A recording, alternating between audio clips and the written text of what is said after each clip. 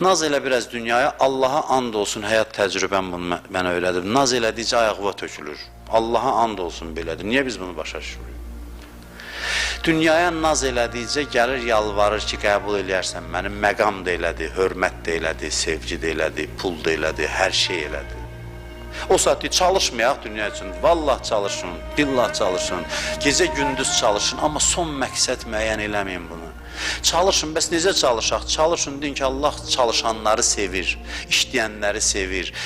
Düzgün tədbir tökün, hesablayın. Bəli, işi planla görərlər, hesab kitabla, amma son məqsəd olaraq yox. Allah üçün bu planı çək ki, Allah deyir ki, iş gör, Allah deyir çalış, Allah deyir ruzi qazan. Ruzi qazanmağın ən optimal yollarının hamısını otur düşün, amma Allah deyirə deyək, Allah deyir ona görə. O səbəbdən, o məqsəd üçün. Onda günü də həmən məqsədə çatırsan. Həvai nəfs bura müdaxilə edir.